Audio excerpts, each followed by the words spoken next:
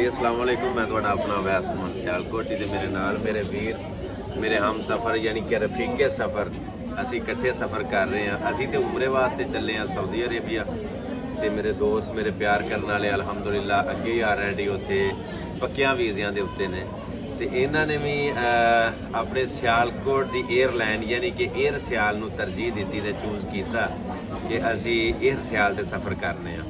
असी भी अगे बड़ी एयरलाइन ते यानी कि एमरत ते भी गल्फ ते भी PIA ते भी कतर ते भी तुर्किश एयरलाइन ते भी वगैरह वगैरह बड़े असा सफ़र किए ने कि इस दफ़ा मेरी आखन लगे कि मैं PIA ते नहीं जाना, सफ़र करना है तो अपनी सियालकोट की एयरलाइन एयर सियाल ते सफ़र करना है। सो उन्होंने के हुक्म नूं मद्देनज़र रखदे होया हुक्म की तमील करदे होया असां PIA कैंसल की ते असां अपनी एयर सियाल नूं तरजीह दे के टिकट करा लई जद्दा दी सियालकोट तो जद्दा।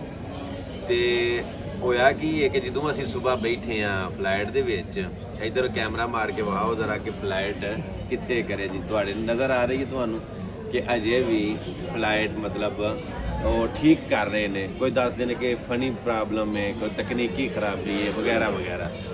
टाइम हो गया वे पूरे 12 सूई तो सूई चढ़ गई है, पूरे 12 टाइम हो गया है।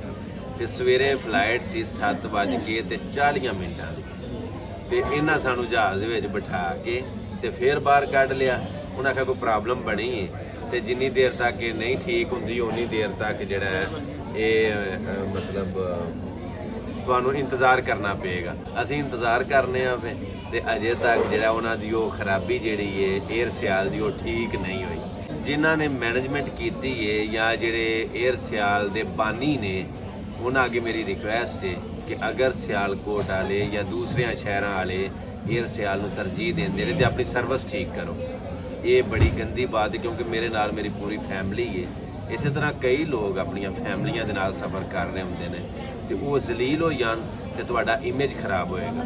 तुहाडी मतलब कि कारकर्दगी नूं मद्देनज़र रखदे होया तुहाडा नां खराब होएगा। जिस तरह कि मैं वीडियो दे विच दस रहा हो जांदियां ने खराबियां, फ्लाइटां लेट भी हो जांदियां ने, कोई बड़ी गल नहीं। एमरत भी लेट हो जाती है, तुर्किश भी, कतर भी, गल्फ भी, PIA भी फ्लाइटां लेट हो जांदियां ने।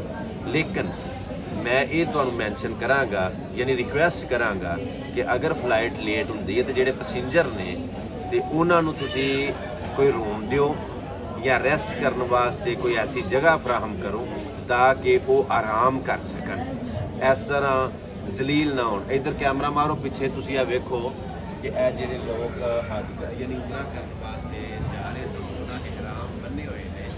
ये सारे सियालकोट तो जद्दा जा रहे हैं उमरा करने वास्ते। सो मैं आखिर दे उत्ते रिक्वेस्ट करांगा कि सब तो पहलां तो कोशिश करिया करो कि अपनी सर्विस नूं बेहतर बनाओ।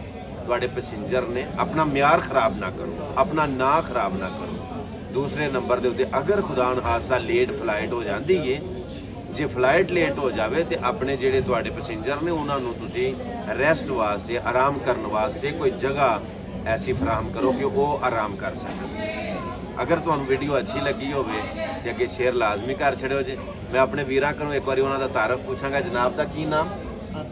किहड़ी जगह तो? मलके कलां। वकास अली कुल्लूवाल।